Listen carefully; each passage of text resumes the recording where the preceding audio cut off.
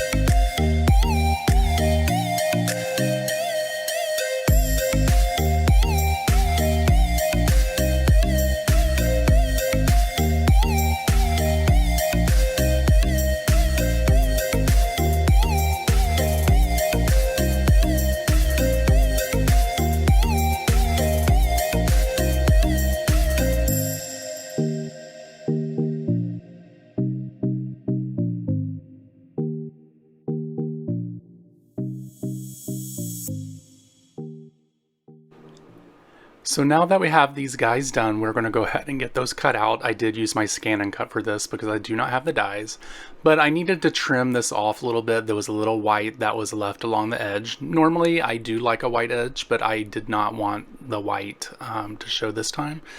So basically I'm going to take each character and just cut off the extra white that we have here, and then here in a few moments I'll tell you how we're going to fix this. And each little area here, we're just going to cut off the little pieces of white. I normally do like white around my little figures, but today I wasn't feeling it, so I thought I would do something different because, you know, mostly it usually does have a trim around it that's white. But so as I'm getting these cut off, you're going to see here in a second, I'm going to take a black marker and I'm going to go all the way around the character just so that the white is no longer showing. And it's fine if some of it does show up, it's not a big deal. But yeah, I'm just going to take a black marker and go along the edge, and as you can see, the white disappears. It just makes it look a little better against the dark cardstock, the Galaxy background that we're going to be using. You know, if it had a bunch of white showing, it would look just maybe a little weird if not every character had a white line around them. So yeah, so that's what we have here. We're going to finish this up. I did it to each piece. I did not show you each piece here, which you're probably thankful for. The next thing we're going to do is cut out some grass. We're going to use some Gina K Jelly Bean Green and Lawn Fawn Noble Fur. And we're going to be using the die sets from Lawn Fawn, the grass cutting. And I'm basically just using some scraps here that I have in my stash. Doesn't have to be a new piece of paper.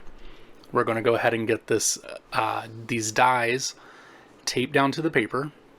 I'm using a dark green that's going to be taller and a light green which is shorter, and I'm going to stack those on top of one another once we get them actually onto the card. We're going to get these sent off over to the die cutting machine so they can get cut out, and then here you'll see that they popped out and everything's good. And then we're going to move on over to some different parts of the card. I decided, you know, I would really like for some clouds to be on this card in the sky. So we're going to be using some Lawn Fawn cloud dies here. I've actually never used these, so this is the first time I'm ever using them. So we're going to get those taken out here, and then we're going to use some snips to go ahead and get those cut apart. I'm going to be using the smaller clouds in this, so it doesn't have to be, you know, huge clouds. The reason I like these is because one cloud cuts out an outline also, and the other one just cuts out a solid cloud, which is nice. Now with these clouds, I want to make them a little darker because they're going to be in a night sky, so they probably shouldn't be all the way white. But on the next step, you'll see what I'm going to do with that. And now we're just going to go ahead and get these cut out. And now that they're cut out, we're going to go ahead and give them some shading. We're going to use some Hickory Smoke distressed ink here. And I'm just going to use some of it to color the clouds here. And I was actually using what was left over from the soot that I used earlier. And as you see here, the hickory smoke, it's too much for the cloud. So basically I'm just going to use what's already on my mat and go ahead and put these onto the clouds. I don't want them to be all the way gray. I do want you to be able to tell that they're actually clouds in the sky. So I'm just taking everything that I have left here on the mat and just going to get these colored in. They don't have to be very dark, and I think I used all but one of these clouds on my card. Now the next thing we're going to do is go ahead and get the grass placed onto the card, and we're going to use my favorite glue that we have here. It's Art Glitter Glue. I love it because it has that fine point on it. It never does me wrong. It never clogs up really, so if it does clog up, all you got to do is put the pin back in it and then take it back out, and voila, it works. So we're going to go ahead and get this glued down to the very bottom of the card and get that squared off along the bottom. And then what we'll also do is put a thin line of glue at the bottom of the screen here, and we will put the the light colored grass on this. And I probably could have done a little shading on this to make it look darker because we are in the night sky or nighttime, but hindsight's 2020. I didn't think about it as I was making the card. So now that we have this grass placed onto the card, we're going to go ahead and just cut off those extra bits on the side because we no longer need those really. Now once that we have those stamped off, as you can see the grass is on the card, we're going to go ahead and start putting the card together. The first thing I want to do is put a sentiment on this, and I thought the grass was a little too short for the sentiment, so I decided to change it up and just go ahead and put the sentiment on the side of the card going up and down. You don't really see that very often, but I do make a lot of cards that do have sentiments in a way that not a lot of people would actually probably do because they may not like it, but I think it's interesting. It adds some interest to the card. People, you know, it brings the eye to the card quickly because people are like, oh, what does that say? So they kind of have to turn their head a little bit, but you know, it's fine. I think it makes the card look awesome. It's different. And yeah, I think it's really cool. We're going to go ahead and stamp this sentiment out with some Versamark ink here. It's just a sticky ink that allows the embossing powder to stick to it. And now what we're going to do is go ahead and heat emboss this. I'm using some white embossing powder to go ahead and get this covered. And then I'll also use a heat gun to go ahead and get that set in. I'm not going to show you on the video that I did that because, you know, most of the time it's boring. Most people don't want to see that. And now it's time to go ahead and put the card together. And as you see here, I have some foam dots here. I'm going to stick everything onto the card.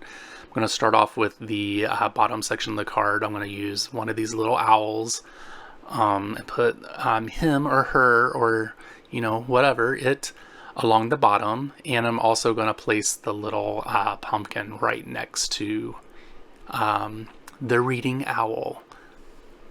Now that I have those stuck on, I'm going to start placing the branches and the other owls onto the card. And I'm going to go all the way to the top. And I love this guy. I think it looks so amazing. I'm placing the branches onto directly onto the card. And I'm going to be popping the birds and some of the clouds up as well. And as you see here, I'm putting the last branch on. And that needle nose point on the glue makes this so easy. So now that we have these guys on, we're going to start placing the little owls on. The first one is going to be the little ghost owl, who I think is so cute. And he's not going to be on a branch because guess what? He's a ghost. He's flying. He doesn't get to land anywhere. And he's watching above from all of his other owls. Actually, I guess he's probably dressed up for Halloween, so that doesn't even make sense. But if he was a dead owl and he was a ghost, then sure, it would make sense. So we're going to go ahead and get these guys placed onto the card, and then what we'll do is we'll also go ahead and get the clouds placed onto the card. I did want to place a cloud underneath the moon here. Now that I look at this card, the moon looks a little small for the size of this card, but you know, I think it'll be okay. I don't think anyone's really going to notice.